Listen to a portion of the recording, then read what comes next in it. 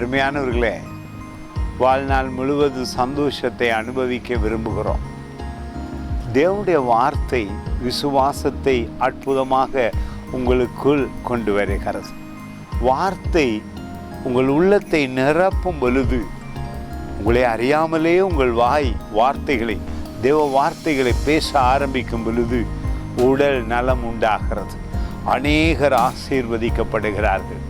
விசுவாசம்தான் மிக முக்கியம். ஆனால் வேதத்தை வாசிக்காமல் விசுவாசம் உண்டாகாது. அது மட்டுமல்ல, வார்த்தை உங்கள் இருதயத்தில் அருகில் வந்து விடுகிறது. அற்புதம் தானே?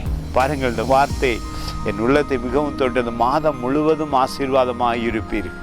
ஒவ்வொரு நாளும் பொழுது விடியும் பொழுது சந்தோஷமாய் கழிக்க முடியும். காரணம், தேவனுடைய வார்த்தை உங்கள் உள்ளத்திலே தங்கி இருந்து உங்கள் வாயிலே பேசும் பொழுது அற்புதம் நடந்து கொண்டே இருக்கும். 10ஆம் அதிகாரத்திலே ரோமர் புத்தகத்திலே 8வது வசனம், இந்த வார்த்தை உனக்கு சமீபமாய் உன் வாயிலும் உன் இருதயத்திலும் இருக்கிறது என்றும் சொல்லுகிறது. இந்த வார்த்தை நாங்கள் பிரசங்கிக்கிற விசுவாசத்தின் வார்த்தையே.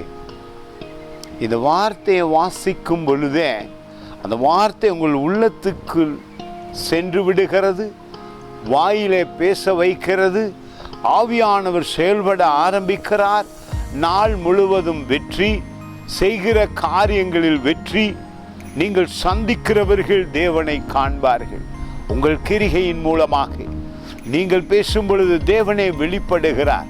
உடலில் அற்புதம் நடக்கும், சுகம் உண்டாகும், மன ஆசீர்வாதம் உண்டாகும், மனம் புதிதாகிறது. ஒரு குறையும் இல்லாமல் மாதம் முழுவதும் வெற்றியாய் வாழ முடியும். முதல் நாளே வேத வார்த்தையை நம்பி விசுவாச வாழ்வை ஆரம்பியுங்கள். God bless you.